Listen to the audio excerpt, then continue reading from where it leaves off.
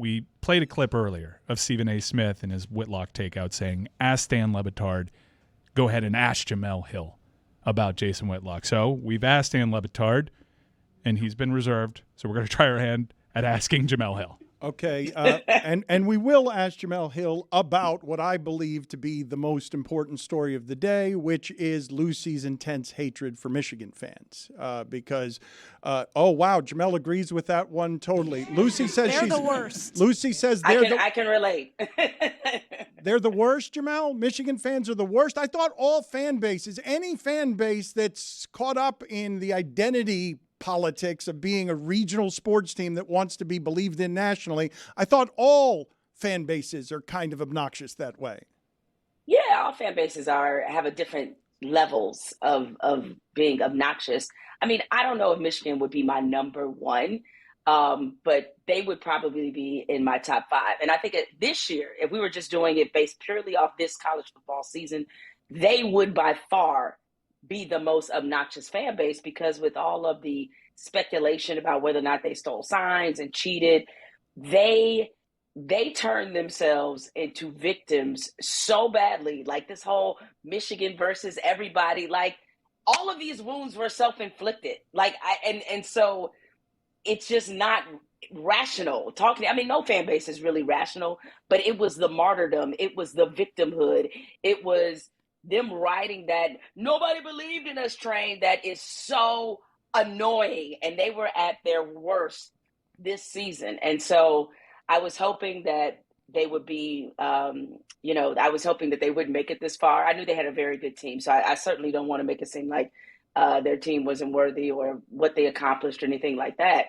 But hearing them constantly over and over again talk about how they were targeted and, just that whole thing with the cheating, they were the most obnoxious fan base in college football this season, and I don't think anybody else comes close. I believe that this is the happiest I've ever seen Roy Bellamy, and I think it's not even because of the Panthers. Look at how joyous he is. It's simply because Whitlock is getting dragged today, isn't it? Oh, absolutely. Is he? Because I tried asking Jemele Hill, and we talked about Michigan. Can we talk about the Whitlock thing, please? More stories. Jemele, Stephen A. Smith told me in that clip to ask you about Jason Whitlock. I am asking you about Jason Whitlock. Okay. Well, I will say that what Stephen A. said is correct, is that when the Undefeated started, Jason and I have a history, and I just realized it's been a really long time since I've said his name. And so maybe from this point forward, I just won't say it. Or you can call him a fat bastard.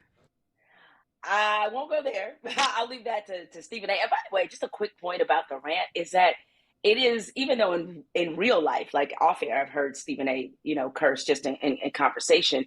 He sounds so awkward cursing on broadcast. Maybe because he's not used to doing it, but I needed him to put a little stank on it. You know what I'm saying? Like it sounded like he hadn't cursed in a long time. It sort of reminded me of when you sort of learn your teacher's first name and you're like, oh my God, you're not Miss Johnson, you're Loretta. What is this? So I love no holds barred, Stephen A. I love outside the corporate machine, Stephen A. saying whatever the hell he wants, all powerful. I'm here for the rankings of women. I'm here for him talking about the body parts he likes. I'm here for this liberated Stephen A. But it still feels weird to hear him curse, and I just I needed it to sound a little less awkward. But that being said, to answer Mike's question, is that Stephen A. was correct. When the Undefeated started, he reached out to a bunch of us to see if we wanted to work, with the Undefeated. He and I have a particular, we were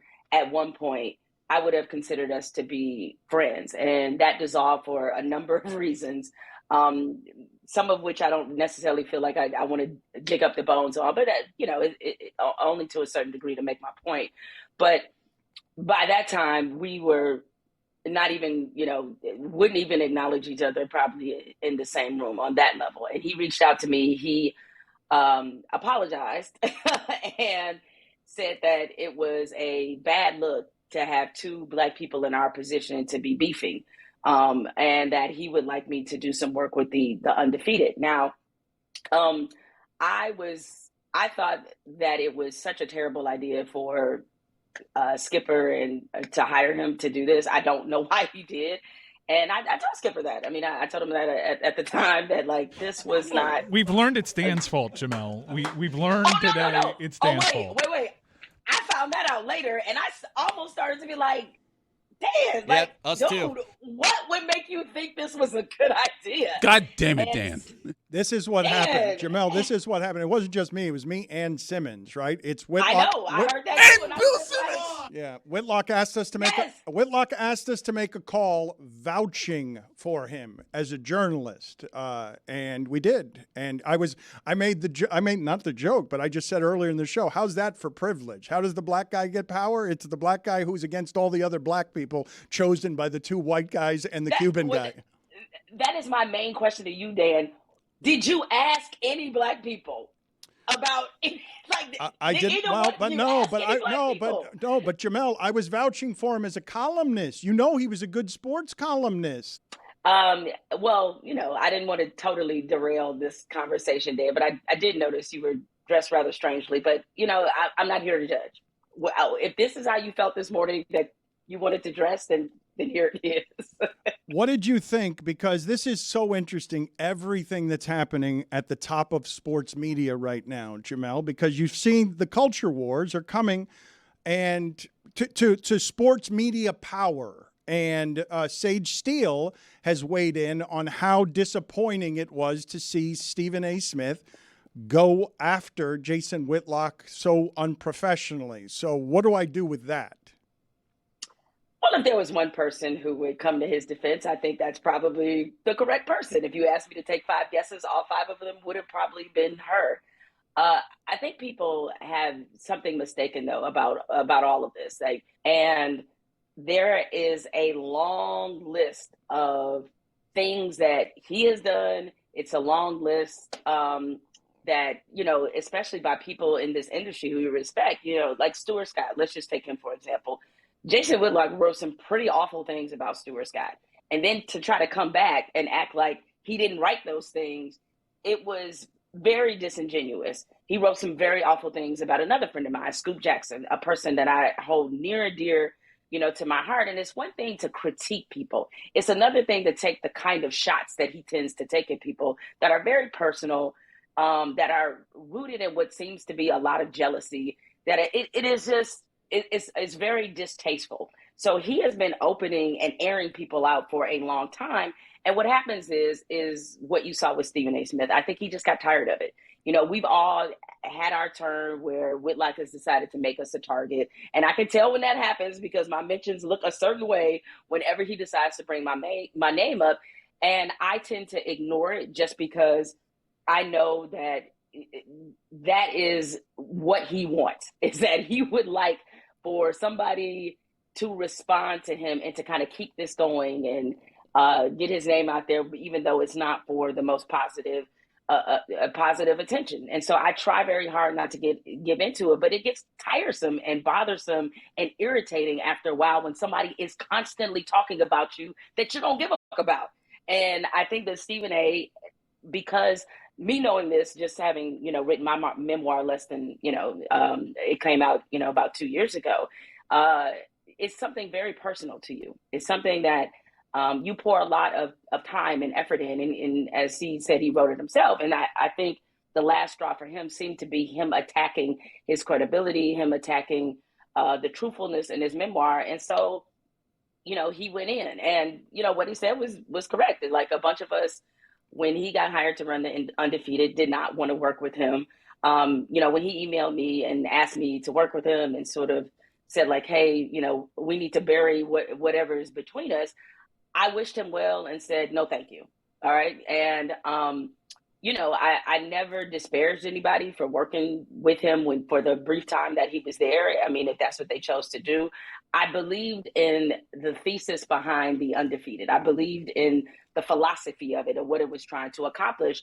And I was hoping that it would not be the outcome that it eventually became. It was not surprising to me that was the case, because I knew that he just did not have, frankly, the credibility in our community, and certainly not among writers. I mean, he spent years ripping the National Association of Black Journalists, and Black journalists are supposed to come working for him. No, that's just it was an impossible task, kind of to begin with. And so what Stephen A., how he responded, I think is just, frankly, just him having reached his limit of like, I just can't take this anymore. Let me just drop something and put it to an ether beat and be about my way. Well, let me ask you this, though, because in the present media economy, as we shout into our echo chamber and he shouts into his, is this a win for Jason Whitlock that Stephen A. Smith is doing this? Because this is certain, if the intent is to be professional asshole who speaks to white conservatives as the black guy willing to espouse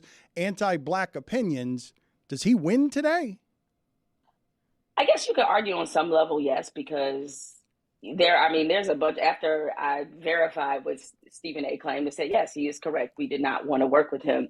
And oh, by the way, that just a really quick story as a tangent to that. It was funny because I think the first year he may have been there with the Undefeated, they were doing a Black History Month special, and they asked me to be on it, and he was going to be a panelist as well as Michael Wilbon. And I told them no about 5 or 6 times. The only time Skipper has made me do something was appear on that Black History Month special, because I was like, I won't be on TV with him. Like, I'm just not doing that. But they made it very easy for me. They made sure we were not in the same segment. They made sure we were not in the same segment. So like we never ever saw each other physically on camera. And so next time I see Skipper, I'm gonna remind him of that. The only time he has ever said you have to do this is making me appear in a program with Jason Whitlock. So I feel like Skipper still owes me for that one. Well, what are the odds? What are the odds, do you think? I used Skipper's telephone number once the entire time I worked there. And it's because Jason Whitlock asked me to vouch for him. What are the odds of that? And whatever it was, 8 or 9 months later, Whitlock called me in tears because it had all fallen apart and Skipper had to fire him very, very quickly. Because I'm surprised there wasn't more of an uprising immediately that made that known, so that would be cut short, earlier than 9 months. Do you believe that in sports media he's the most disliked person that there is among other journalists? I mean, he's in the top 5. And by the way, Dan, I feel like you owe us some reparations for that. I do. So you do. So well, you're a Meadowlark advisor now. You're a Meadowlark advisor. True. That comes. I'm gonna start putting reparations in wherever it is that in the notes. In the notes. Thanks, Dan. Correct. Yes. Whenever there's an invoice, I want to see reparations on there. Okay, and that's what I want to see. I want to see you write that on there. I will say this, and this is. I think this gets to something larger here. The reason none of this came out necessarily, I mean, I know there was a Deadspin article that was written about his tumultuous reign there and what was happening. But I can say, like, internally, like, we might have had, like, some Black folks at ESPN at the time. We may have had conversations with each other. But I think unofficially, we had all decided to kind of stand down. We didn't want to work with you, but we're not going to sabotage your time while you're there. And that was because I think we all understood the larger mission of making sure the Undefeated was a success. And at the end of the day, it was going to be a platform and an opportunity for a lot of Black columnists, writers, people who deserve their work to be seen. And I don't think we wanted to sabotage that, despite our dislike for the person who was running it. Now, I'll say this, is that when it comes to, is he the most hated? I think he's up there. And certainly if you want to take it to a Black journalism circle, a sports Black journalism circle, I mean, I think he's number one, and there's really no one else that's even coming for that crown. And a lot of it is because we remember when he was a very good columnist, that he was one of the best writers and best columnists in America. And to see him evolve into this is such a crazy, psychotic heel turn that I think none of us ever saw coming. And even when he was at his best and he would sometimes write things that I thought were a little distasteful, they were more forgivable because we thought he was being genuine. And now seeing this complete turn into whatever this is, we know that so much of his life and his behavior was just a complete act. So I can accept somebody who has varying and different beliefs than I do. That's like not a problem. What is a problem to me is when I know you're switching because you're trying to get a check. And it's like, I can't respect that. I have no respect for that whatsoever.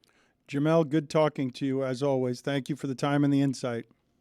All right. Think about your reparations, Dan. More? You want more. You want more. I'm just saying. Now that this is known. All right. Take care, y'all. We need to get to the Nick Saban conversation because I have been deep in the flight logs. If anyone knows where Steve Sarkisian vacations, let me know, because lots of flights from Tuscaloosa to Florida, nothing out of Austin right now. But before we do that, Lucy, I need to know how the Rose Bowl and the college football national championship game were. The Rose Bowl was really fun. I don't know if we're going to have a video from the college football national championship, but let me tell you, it's terrible. The worst trip we've been on, had the worst time. I got sick. Everything went wrong, and then I had to spend the whole time with Michigan fans, and I don't feel like very strongly like anti any fan base except for Michigan. I do not like their fans at all. Wow. Really don't. This was worse than Army-Navy. This was so much worse than Army-Navy. This was worse than some some parking lot that you were wandering around for the SEC championship game. I got the video back, and I was like, there's no way they let us run this. Like, there's no way we use this content. It was so terrible. So we had a bunch of issues, which we detail in the video. If we run it, you'll see it. We had a tough time, a very tough time. And then I went into the game, and I felt this, like, emotional attachment to Washington. I think it's because they played like Iowa. And I was like, I need them to win. And I hate Played Michigan. like Iowa. Washington plays like the opposite played of any Iowa. They played like Iowa in that game. Oh, okay. Yeah, not all season long. No, they're the exact opposite of Iowa, which is why I went into it. I was like, yes, I really want Washington to win. I just want to see some points scored. And then I was like, this follows me wherever I go. I'm never, ever going to see points scored in my life. It's your fault, Lucy. It is my fault. It's 100% my fault because the Big Ten West follows me wherever I go. And then I had to sit there with Michigan fans who I do not like. It was miserable. I don't like them. They're not cool. Who's worse, Michigan fans or Emily? Ooh, God. Oh, wow. Emily's more hateful in her core, but Michigan fans are more annoying. Like Whitlock. I can't believe that I don't imagine you hating someone in college football like that for just being a fan base. Like, it's not like there's reprehensible behavior. It's just They're bad. But all fan bases are kind of obnoxious. So my first experience, like, I never had any thoughts on Michigan. I went to Iowa, Michigan in the Big Ten Championship like 3 years ago. Obviously, Iowa lost. I believe it was by 39. They lost by a lot. And it was like halfway through the third quarter, Iowa is down by 30. And this Michigan fan, who was like a grown man, just starts screaming at my little sister. He screams at her the whole time. He starts screaming at my family. I ended up having to go up to him and be like, hey, man, just knock it off. Iowa's down by 30. And he was like, screw you, screw Iowa, whatever. I don't care that much. And I asked the Michigan fans around him, I was like, hey, can you guys just get this guy to stop? And they were like, no, you just have to deal with it. And it was horrible. And then when we went to Michigan, Ohio State this year, it was the only time we dealt with, like, bad fans. It was the only time where I was like, wow, people are harassing me. Wow, people are really, really, like, I don't feel safe right now. And then we went to the Rose Bowl. I didn't really feel as bad about them then, but still didn't enjoy it. Stood in front of a Michigan fan for half the game. She hasn't talked for 2 weeks. Is this our Saban segment? She's revving really hard. Well, she did share all those thoughts on Miami Mic'd Up this morning. And if you want those, you can subscribe wherever you get podcasts. Where are you coming from? No, but he's right. First of all, she's been dying to talk, and Jeremy stole the exclusive of Lucy had a time. She's done all that. Look, what are you grinning about back there? You're stealing from the company. Scoops Taché. We wanted to get to the Saban stuff. I don't want to go to Lucy's video right now. She has sold it in a way that makes me not want to go to it. I kind of want to see it. Okay. It's bad. It's bad? All right, we'll get back to it. Can we talk about the greatest college football head coach ever retiring? Kirk Ferentz did not retire. Can we talk about the sad graphic behind Dan that made me giggle during the beginning of the segment? I mean, Pete Carroll has to feel terrible today. But yes, Mike, It's a visual representation of that Venn diagram that I was talking about, where there's someone squarely in the middle of a college football and Super Bowl championship.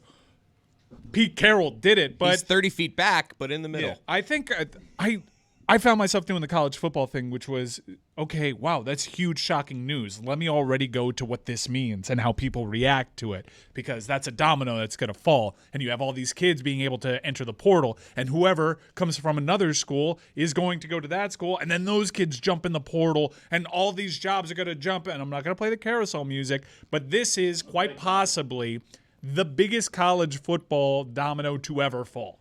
This guy ran this sport. More than Bear Bryant. And I know that in the NIL era, which is still very short-lived, he didn't actually win a title. And you could actually say, Nick Saban, you're probably getting out at the right time, not just because of your age, but because of the way that you ran college football. The very early days of NIL have told us and have shown us that there's going to be a bit more parity, a bit more of the talent going to different places. So this is a great time for him to get away from the sport. What's shocking is that while we said this might be happening, he was interviewing coaches 2 days ago.